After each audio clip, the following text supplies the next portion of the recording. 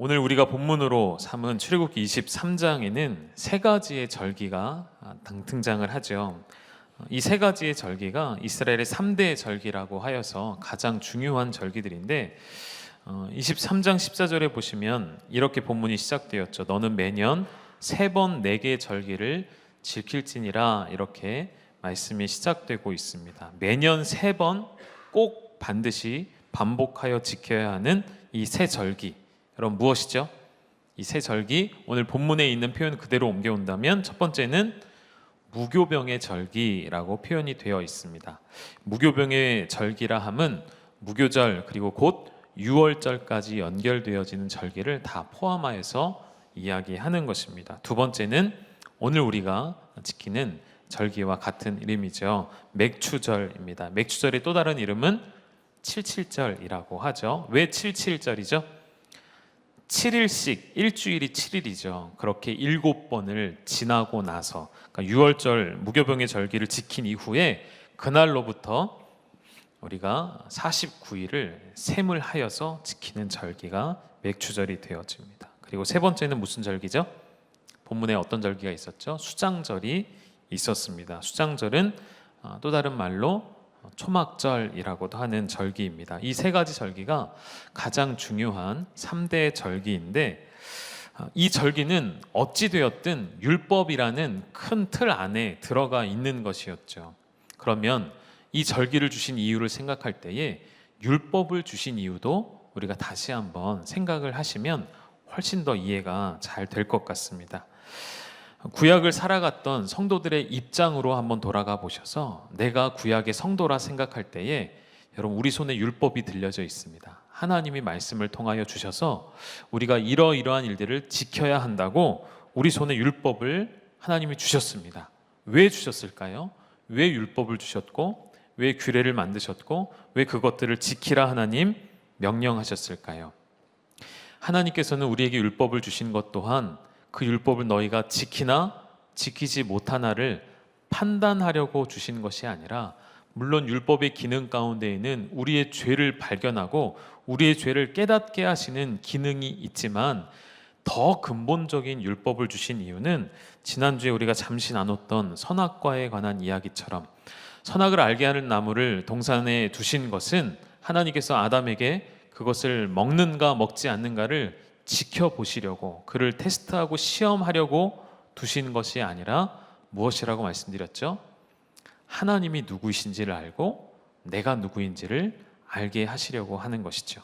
하나님이 창조주이시고 나는 피조물이라는 것을 알게 하시려고 주시는 것입니다. 율법 또한 마찬가지입니다. 모든 율법의 가장 중요한 핵심 포인트는 여호와를 아는 것입니다.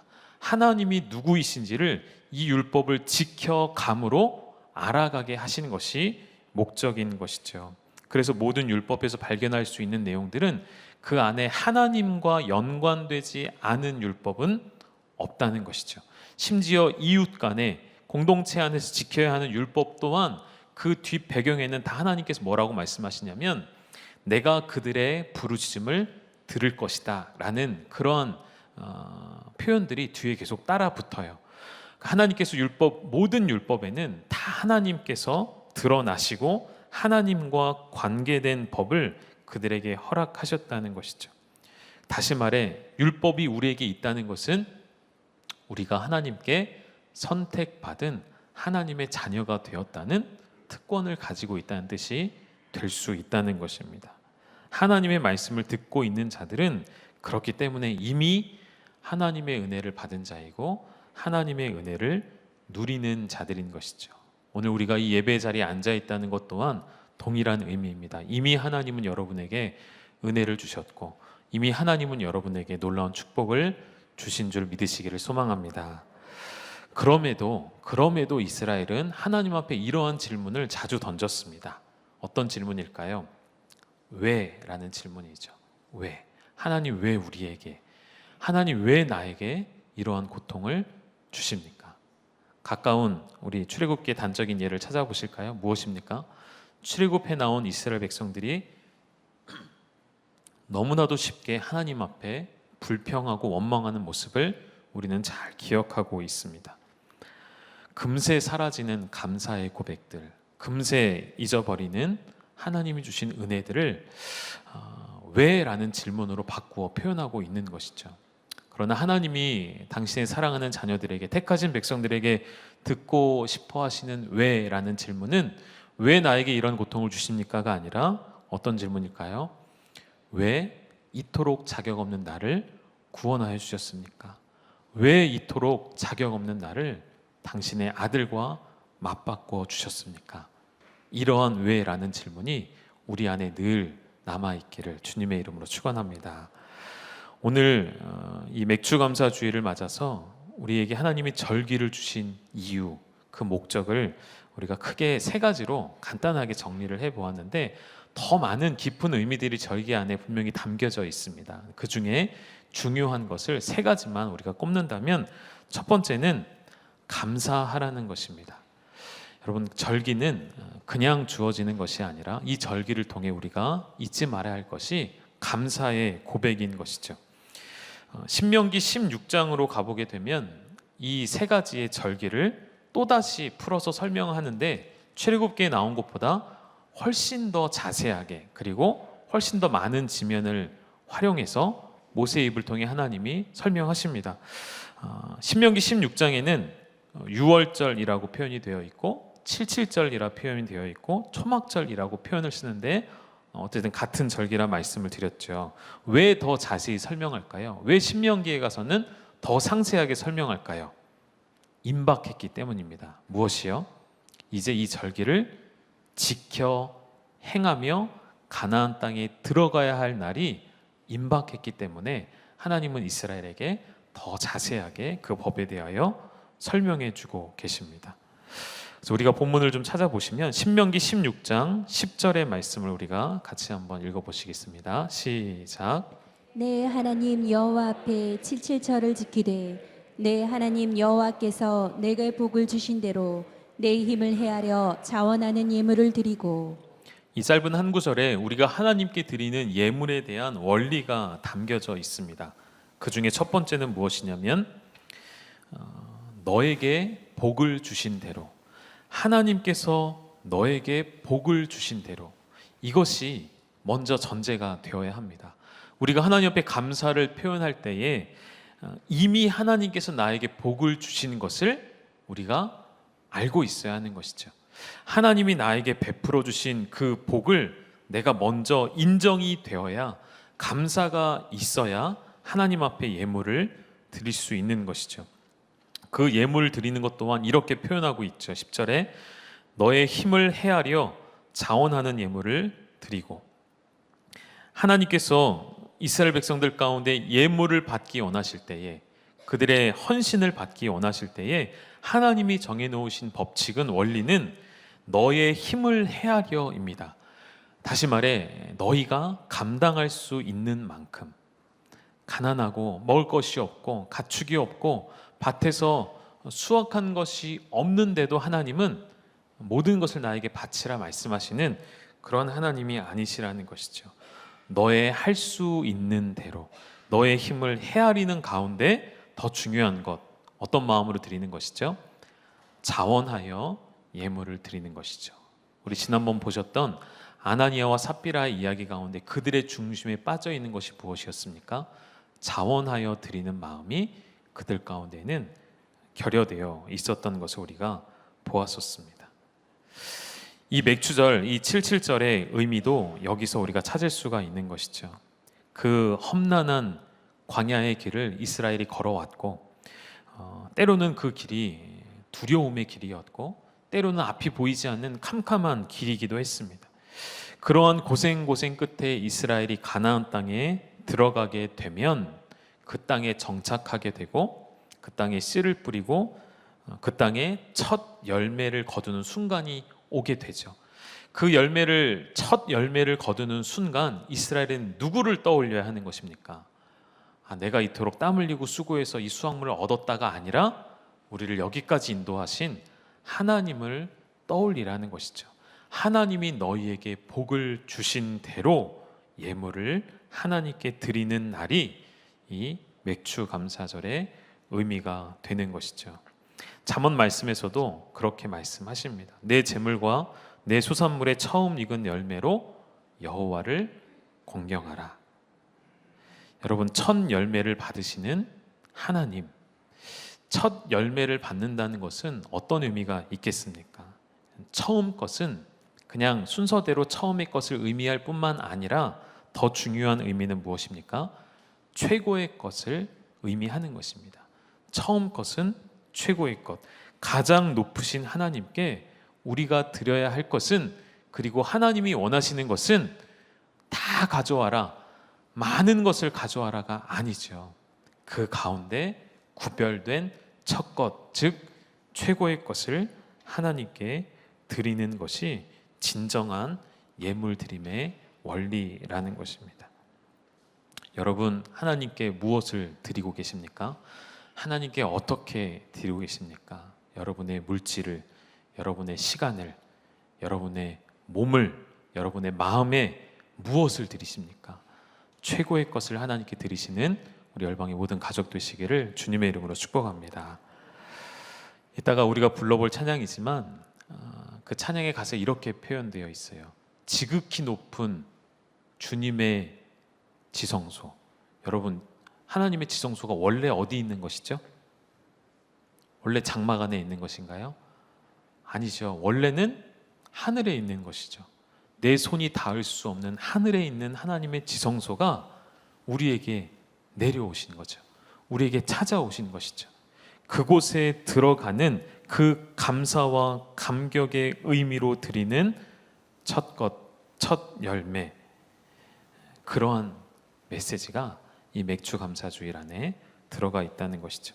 절기에 대한 또 다른 본문이 한 곳이 더 있는데 출애굽기 34장입니다. 그곳에는 추가되는 구절들이 몇 가지가 있는데 우리 한번 확인해 보시면, 동일하게 23절에는 출애굽기 34장 23절에는 매년 3번씩 주 여호와 이스라엘 하나님 앞에 보일지라 라고 말씀을 하시고 나서요, 그 다음 구절 24절의 말씀에 뭐라고 하시냐면, 우리 같이 읽겠습니다. 시작. 내가 이방 나라들을 내 앞에서 쫓아내고 내 지경을 넓히리니 내가 매년 3번씩 여호와 내 하나님을 뵈려고 올 때에 아무도 내 땅을 탐내지 못하리라.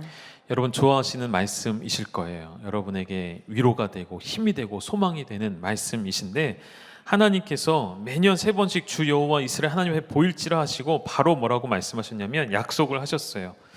내가 너희 이방 나라들을 다 쫓아내고 너의 지경을 넓혀주고 너희가 3번씩 여호와 앞에, 너희 하나님 여호와 앞에 나아올 때에 아무도 너희 땅을 탐내지 못한다. 무슨 말씀이시죠? 너희의 영역, 너희의 지경을 넓혀줄 뿐만 아니라 너희가 차지한 땅을 아무도 빼앗지 못하도록 내가 지켜준다는 하나님의 약속이 이 출애굽기 34장에는 담겨져 있습니다. 조금 더 쉽게 말씀드리면, 감사함으로 주님의 주되심을 알고 절기를 잊지 않고 지켜 행하는 백성에게는 하나님이 지경을 넓혀주시는 축복과 너희의 땅을 지켜준 축복을 주시겠다 말씀하십니다. 여러분, 아멘이신가요? 그런데 여기서 말하는 지경, 그리고 여기서 말하는 땅이라는 것은 구약에서는 하나님의 주시는 유업이 땅이었죠. 가나안 땅, 그들이 차지하는 땅이 그들의 유업이었습니다. 그러나 그 땅이 이제 신약 예수 그리스도의 오심 이후로는 여러분, 부동산을 의미하는 게 아니라, 여러분, 이 지경을 넓혀주신다는 말씀은 여러분의 땅이 넓어지고 여러분의 집이 평수가 넓어지는 게 아니에요. 여러분, 좋다 마셨죠? 여기까지 좋았는데 갑자기 이렇게 좀 실망되십니까? 여러분, 하나님께서 우리의 지경을 넓혀주신다는 오늘 우리에게 주시는 이 메시지는 우리의 집, 우리의 터전, 우리의 땅, 여러분이 투자한 부동산이 집값이 올라가고 땅값이 올라가는 것을 의미하는 것이 아닙니다. 하나님이 우리의 지경을 넓혀주시는 것은 우리의 영적인 지경을 넓혀주시는 것이죠. 지경은 기업 그리고 장막터를 의미합니다. 그리고 이 기업과 장막터가 이제 신약을 살아가는 오늘 우리에게는 하나님의 나라를 의미하게 되어지는 것이죠. 하나님의 나라가 여러분의 삶에 임하게 되는 것, 그것이 바로 여러분의 지경이 넓혀지는 축복인 줄 믿으시기를 소망합니다. 여러분, 나의 지경이 아무리 넓어져 봤자 하나님의 나라에는 비교할 수가 없거든요. 하나님의 나라가 내 삶에 이루어진다는 그 축복은 우리가 상상할 수 없는 축복이라는 것이죠. 그 축복을 경험하시기를 주님의 이름으로 축원합니다. 한 성경학자가 이런 표현을 썼어요. 오늘날 그리스도인들의 문제는 성경을 너무 지나치게 구속사적으로만 보는 것이 문제이다. 여러분, 성경을 구속사로 보는 게 왜 문제입니까? 성경 그 자체가 구속사이고 구원인데요. 무슨 말을 하고자 하는 것이냐면 구원받으면 끝이 아니라는 거죠. 내가 구원받았으면 끝이 아니에요. 이것을 구약으로 풀어온다면 무슨 말이 될까요? 가나안 땅에 들어왔다고 끝나는 것이 아닌 거예요. 가나안 땅에 들어오는 소기의 목적을 성취했습니다. 완료했습니다. 거기서 끝인가요? 이제 그냥 아무렇게나 살아도 되는 것인가요? 아니죠. 하나님은 그들에게 절기를 주신 이유가 무엇이라고요? 그 땅에 들어가서 너희가 여전히 내 뜻과 내 명령과 내 율법과 내 규례대로 살아갈 것을 명령하셨습니다. 동일하게 오늘 우리가 이 땅을 살아갈 때 구원받았음으로 인하여 끝나는 것이 아니라 하나님의 나라, 내 삶에 임하여 내 지경이 넓혀지는 하나님의 나라, 세상 가운데 이루어져야 할 그 하나님의 나라에 대하여서 우리는 고민하고 우리는 기도해야 한다는 것이죠. 구원을 주신, 구원을 우리에게 행하신 그 목적을 우리가 놓치지 말아야 한다는 것입니다. 오늘 우리 선교사님 가정 와 계신 것처럼 그것이 바로 선교적인 사명인 것이죠. 선교적인 삶이 바로 나에게 받은 구원으로 끝나지 않고 나에게 허락하여 주신 그 넓혀주시는 그 지경인 하나님의 나라를 어떻게 확장시켜 갈 것인가에 대한 고민이 오늘 우리 안에 필요한 시기, 필요한 시대라고 생각이 되어집니다. 사랑하는 여러분, 이 모든 것들은 하나님의 나라가 내 안에 임하여지고 내 지경이 넓혀지는 축복은 절기를 지키되 어떻게 지켜야 가능하다고요? 감사함으로, 하나님이 나에게 베풀어 주신 그 은혜에 감사함으로 지킬 때에 하나님의 나라가 우리에게 임하는 줄 믿습니다. 두 번째는 절기를 주신 이유는 내 앞에 나아오라는 것입니다. 하나님께서는 이스라엘 백성들 가운데 내 모든 남자는 매년 3번씩 주 여호와께 보일지니라 라고 말씀하셨어요. 34장 23절에서도 또 보일지니라 말씀하고 계시죠. 이 두 구절에서 반복되는 것처럼 절기의 목적에는, 절기 이후에는 너희가 내 앞에 보이라, 다시 말해 나아오라는 의미가 담겨져 있는 것이죠. 나오지 않으면 이렇게 계속 전화가 와요. 나오셔야 돼요. 잠들어 있으면 전화가 와서 깨워주듯이 하나님이 약속하셨어요. 1년에 3번 너희는 꼭 내 앞에 나와야 한다. 여러분, 나오지 않는 지체들이 있으면 전화하십시오. 깨워주십시오. 예배 자리에 지켜야 하는 이유를 알게 하셔야 됩니다. 하나님 앞에 나아간다는 것은 무슨 의미가 있습니까? 우리 레위기 말씀 함께 나눌 때도 기억나시죠? 하나님이 왜 이스라엘에게 장막을 주셨죠? 그곳에서 우리가 함께 만나자. 하나님 앞에 나오라는 것은 만남의 자리를 의미하는 것이죠. 유월절, 그리고 맥추절, 추장절 또한 다 같은 의미가 담겨져 있습니다. 유월절이 이스라엘이 애굽에서 출애굽하여 나오는 것을 기념하던 절기이죠. 그 장자의 죽음을 면하고 우리는 탈출하여 나오게 된 그 하나님의 은혜를 지킨 것, 유월, 넘어간 것, 어린 양의 피로 문설주에 발랐을 때에 그 죽음의 저주가 우리를 넘어간 그 유월절을 의미하는, 지키는 그 의미가 내 생명, 우리가 살아남은 것, 죽음을 면하게 된 것이 나에게 있지 않고 하나님께 있다는 것을 여호와 앞에 나와 고백하고 인정하라는 것입니다. 다시 말하면 절기는 하나님의 신앙의 교육이었습니다. 절기는 당신의 사랑하는 백성들에게 가르쳐 주시기 위함의 의미가 포함되어 있는 거예요. 맥추절도 마찬가지죠. 첫 열매, 이스라엘에게 있어서 첫 열매, 이 맥주절을 지키는 때는 우리 계절로 따지면 봄이거든요. 봄의 첫 열매를 구할 때에 그 첫 열매는 너희가 만들어내는 것이 아니라 내가 너희에게 허락해 준 것이다. 즉 너희가 농사를 짓든지 씨를 뿌리든지 어떻게 하든지 그 소산을 거두고 열매를 거두게 되는 것은 너희의 땀 흘림의 수고가 아니라 전적인 하나님의 은혜임을 알고 여호와 앞에 나와 고백하라는 것입니다. 수장절도 마찬가지예요. 초막절도 마찬가지죠. 가을에 추수를 해서 곡간에 곡식을 저장하는 절기가 수장절입니다. 이때에 저장을 잘 해두어야 다음 추수 때까지 우리의 생명을 유지할 수 있는데, 하나님 뭐라고 말씀하시는 것이죠? 너희의 생명을 유지하는 수단은 곡식에 있지 않고 나에게 있음을 알고 내 앞에 나와 예배를 드려라 말씀하시는 것이죠. 여러분, 오늘 이 맥추감사주일을 맞아서 여러분 예배의 자리에 어떤 생각을 가지고 나오셨습니까? 어떤 마음을 가지고 나오셨습니까? 이 예배 가운데 우리에게 필요한 것은 여호와 하나님을 인정하는 것입니다.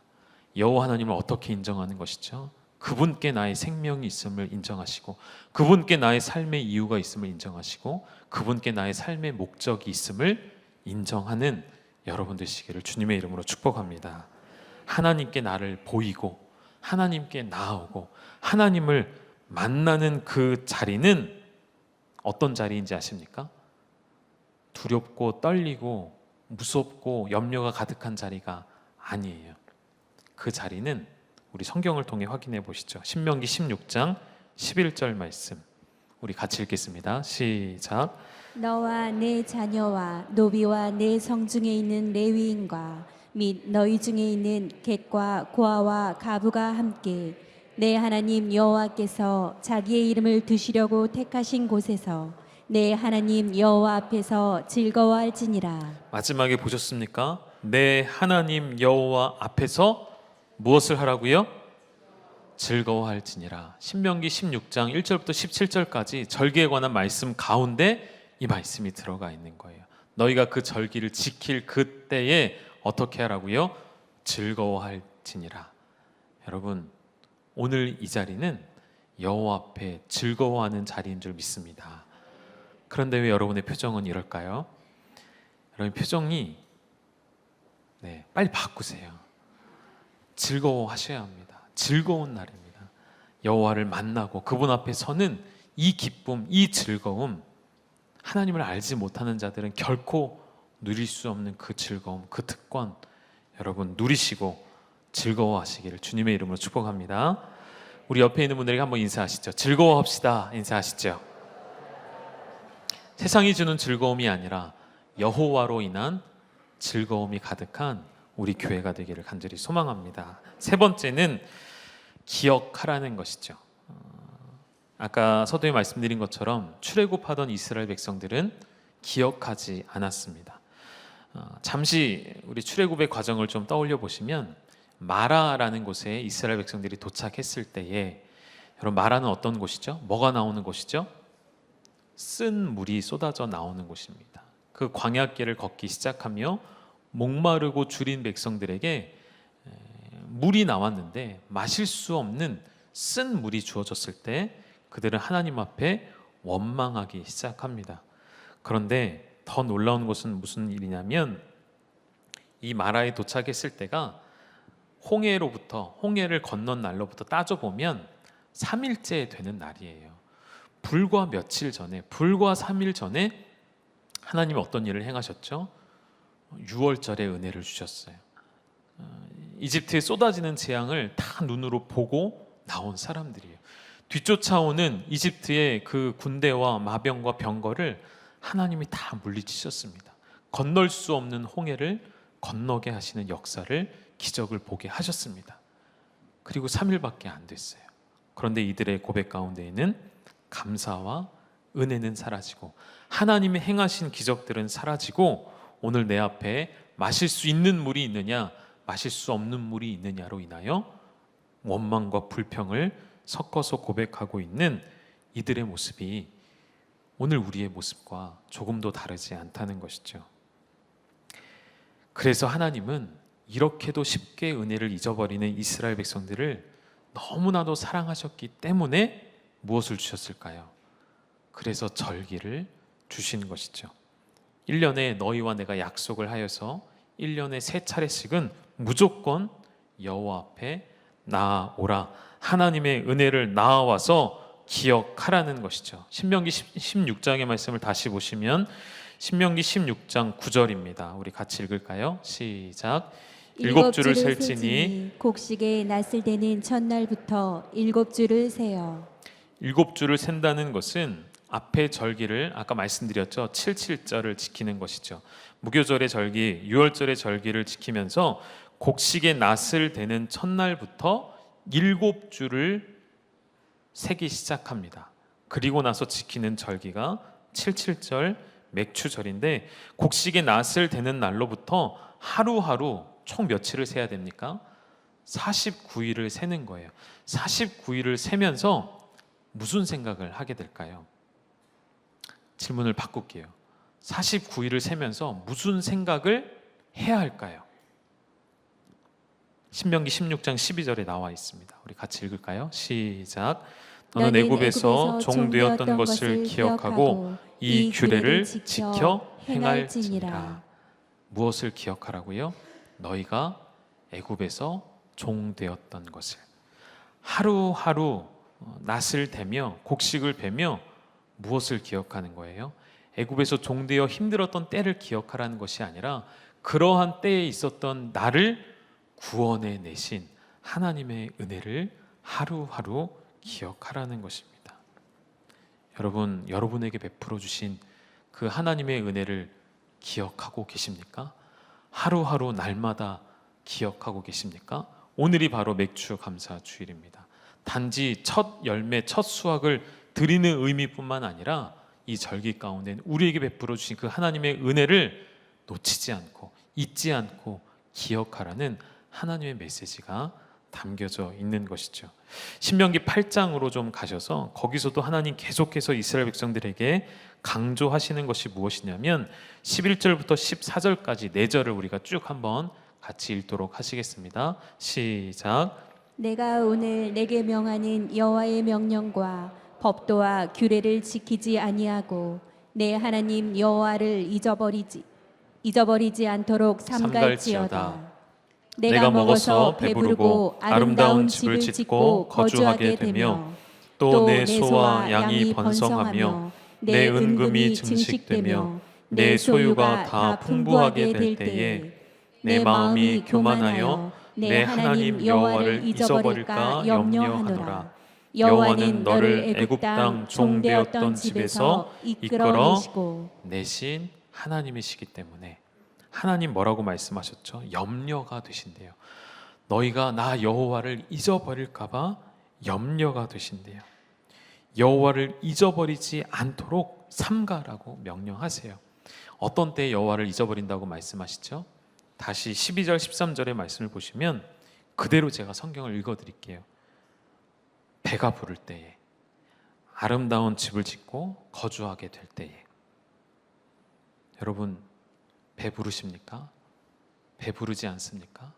배가 불러 있죠. 우리가 배가 부른 때를 살고 있지 않습니까? 아름다운 집, 호화로운 집, 내가 거주하기 너무나도 좋은 집, 내 소와 양이 번성하며 내 은금이 증식될 때, 여러분의 사업이 잘 풀려질 때에, 재물이 늘어날 때에, 여러분이 투자한 것이 배가 되어 돌아올 그때에, 그때에 어떻게 된다고요? 14절에 너희 마음이 교만하여 하나님을 잊어버린다 말씀하십니다.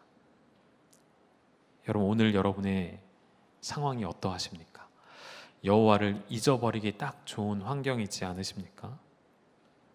여러분, 하나님을 기억하십시오. 하나님을 잊어버리지 않는 백성은 결코 망하지 않습니다. 그러나 여호와를 망각하고 여호와를 잊어버리는 백성에게는 하나님의 진노가 임한다는 것을 우리 꼭 명심하기를 주님의 이름으로 축복합니다. 언젠가 한번 이런 예화를 들어드렸던 적이 있어요. 여러분 많이 들어보셨을 것 같은데, 한 아들이 엄마에게 용돈을 받고 싶어서 청구서를 작성을 합니다. 학교 가기 전에 쪽지를 하나 써놓고 간 것이죠. 뭐라고 써놨을까요? 엄마가 나에게 빚진 것 빨리 이행해 주십시오.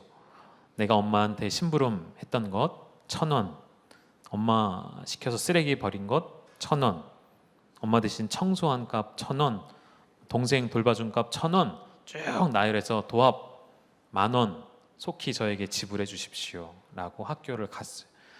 돌아와서 엄마가 나에게 용돈을 주실까 안 주실까 기대하는 마음으로 왔더니 엄마가 봉투를 주셨습니다. 열어보니 내가 청구했던 돈이 들어있고 편지 한 장이 또 들어있었어요. 뭐라고 써 있었죠? 뭐라고 써 있을까요? 엄마가 이렇게 써놓은 것이죠. 아들이 엄마에게 빚진 것, 10개월 동안 엄마 뱃속에 무겁게 들어가 있어서 엄마가 너를 안고 다닌 그 값 공짜. 잠수정할 때에 엄마가 밤새 자장가 불러준 값 공짜. 네가 아플 때 밤새워 간호해 준 값 공짜. 너에게 밥 먹여주고 보살펴주고 집을 주고 옷 사준 값 공짜. 생일날 너 친구들 다 불러다가 맛있는 음식 해먹인 것 공짜. 이 모든 값은 다 지불되었음. 이렇게 엄마가 써놓았다는 이야기가 있죠. 저는 이 이야기가 다시 한번 생각이 나면서 이걸 좀 우리의 입장으로 좀 바꿔봤어요. 우리는 하나님께 늘 청구서를 들이미는 신앙인 것 같아요. 예를 들면 이런 것이죠.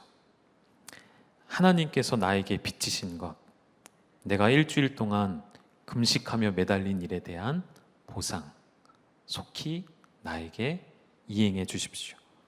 내 자녀 입시 문제, 취업 문제, 결혼에 대하여 내가 기도했던 것들, 그거에 대한 값을 하나님 치르십시오. 내 시간, 내 물질 투자해서 헌신했던 것들 하나님 다 갚아내십시오. 성가대로, 교사로, 목자로, 교구장으로 헌신한 그 모든 일들에 대한 보상을 나에게 행하십시오. 여러분, 이런 청구서 하나님께 늘 우리는 내밀고 있지 않습니까? 그런 청구서를 내미는 우리에게 우리 하나님이 편지를 쓰셨습니다. 제가 하나님의 마음으로 대신 썼으니까 한번 들어보시겠습니까?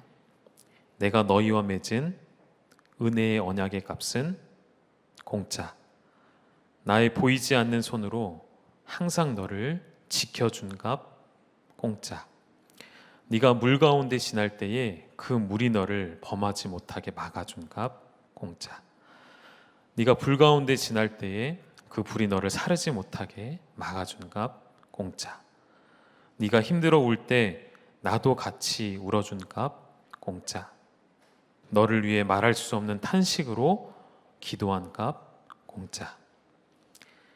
너를 위해 내어준 내 아들의 생명값 공짜. 여러분, 하나님이 오늘 우리에게 이렇게 말씀하십니다.